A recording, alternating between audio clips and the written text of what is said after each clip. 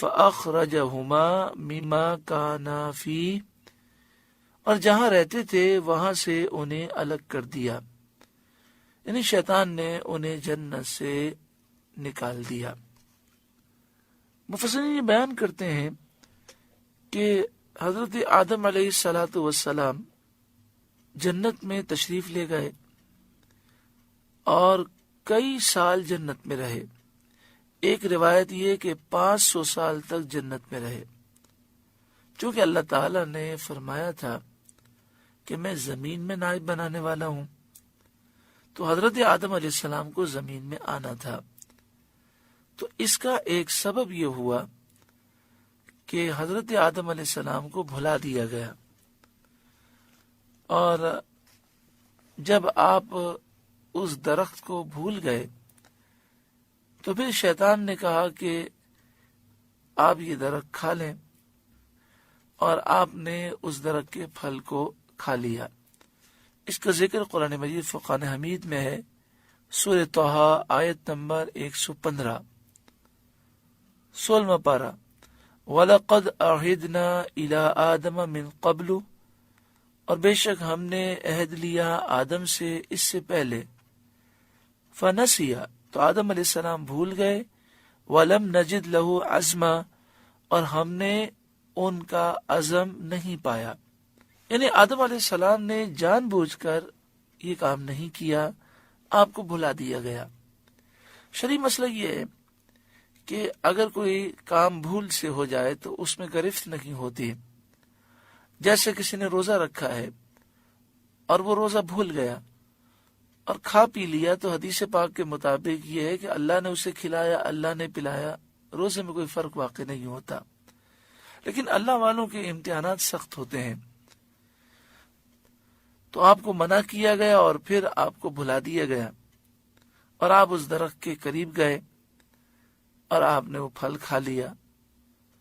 پھر آپ پہ یہ بات ظاہر ہوئی کہ یہی درخت تھا جس سے منع کیا گیا تھا، اور پھر آپ جنت سے دنیا میں آ گئے۔ اللہ تعالی نے آپ کی پیدائش سے پہلے ہی فرمایا تھا کہ میں زمین میں نائب بنانے والا ہوں، تو آپ کو دنیا میں تو آنا تھا۔ یہ ایک ظاہری سبب ہو گیا جس میں آپ کا قصور نہیں تھا، آپ کی غلطی نہیں تھی، آپ کا کوئی گناہ نہیں تھا، مگر اللہ والوں کی شان بڑی بلند و بالا ہے۔ آپ روتے رہے اور کئی 100 سال تک روتے رہے۔ اللہ والوں کی شان عظیم ہے۔ حضرت سفیان ثوری رحمۃ اللہ تعالی علیہ مسجد میں داخل ہوئے، سیدھا پاؤں رکھنے کے بجائے الٹا پاؤں رکھ دیا، تو غیب سے ندا ہوئی، اے ثوری، اے میرے بیل، ہمارے گھر میں آنے کا سلیقہ بھی نہیں ہے۔ تو حضرت سفیان ثوری سمجھ گئے کہ مجھے قرب الہی کی منزل ملی ہے، اور یہ مجھ پر خاص کرم ہے۔ جب کرم ہوتا ہے تو ان کے امتحانات بھی زیادہ ہوتے ہیں۔ تو آپ اتنے خوش ہوئے کہ آپ کہتے تھے کہ میرے نام کے آگے ثوری لگایا جائے، جس کے معنی ہے میرا بیل، تاکہ انہیں وہ ندا یاد آئے۔ حالانکہ دیکھیں، مسجد میں سیدھا قدم داخل ہوتے وقت رکھنا یہ کوئی فرض واجب نہیں ہے، اور حضرت سفیان ثوری رحمۃ اللہ تعالی علیہ بھول گئے تھے، اور بھول پر تو ویسے بھی گرفت نہیں ہوتی، لیکن اللہ والوں کے معاملات جدا ہوتے ہیں۔ تو حضرت آدم علیہ السلام کا یہ معاملہ ہوا، اس میں آپ پھر کئی 100 برس تک روتے رہے۔ یہاں پر قرآن مجید فرقان حمید نے یہ فرمایا فَأَزَلَّهُمَا الشَّيْطَانُ عَنْهَا، تو شیطان نے جنت سے انہیں لغزش دی۔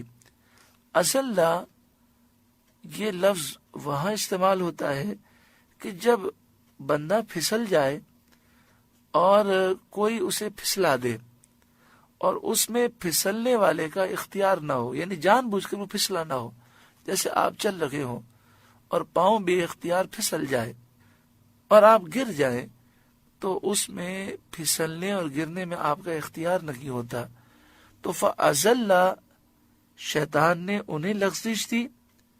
تو ازلّہ ایسی لغزش کو کہتے ہیں کہ جس میں سامنے والا اپنے اختیار سے وہ کام نہیں کرتا، تو قرآن مجید فقان حمید کا یہ لفظ بھی بتاتا ہے کہ حضرت آدم علیہ السلام نے جان بوجھ کر ایسا نہیں کیا، بلکہ ایک ایسا معاملہ ہوا کہ آپ کو بھلا دیا گیا۔